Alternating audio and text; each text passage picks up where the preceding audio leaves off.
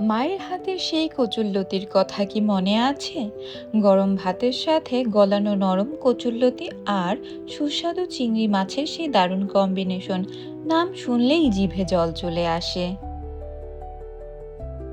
প্রথমে আমরা নিয়ে নিচ্ছি ফ্রেশ কিছুটা ছোট চিংড়ি, এতে পরিমাণ মতো হলুদ ও লবণ দিয়ে ম্যারিনেট করে নেব। এবার কড়াইতে তেল গরম করে ম্যারিনেট করা চিংড়িগুলোকে সোনালি রং করে ভেজে তুলে নিব। এবার মূল উপাদান কচুরলতি ভালো করে কেটে খোসা ছাড়িয়ে ধুয়ে পরিষ্কার করে নিন। চাইলে সামান্য জলে একটু লবণ দিয়ে ভাপিয়ে বা সিদ্ধ করে নিতে পারেন, এতে গলা ধরার কোনো আশঙ্কাই থাকবে না। এখন রান্নার মূল পর্বে চলে যাচ্ছি।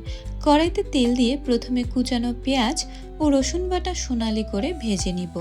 এরপর একে একে হলুদের গুঁড়ো, মরিচের গুঁড়ো ও ধনে গুঁড়ো, স্বাদমতো লবণ আর সামান্য জিরে গুঁড়ো দিয়ে জল দিয়ে মশলাটিকে ভালোভাবে কষিয়ে নিব।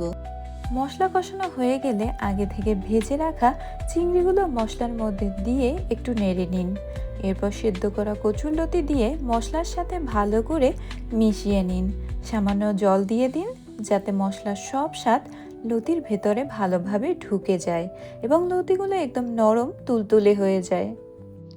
ঝোল শুকিয়ে মাখা মাখা হয়ে এলে নামানোর আগে ধনেপাতা কুচি ছড়িয়ে নামিয়ে নিন।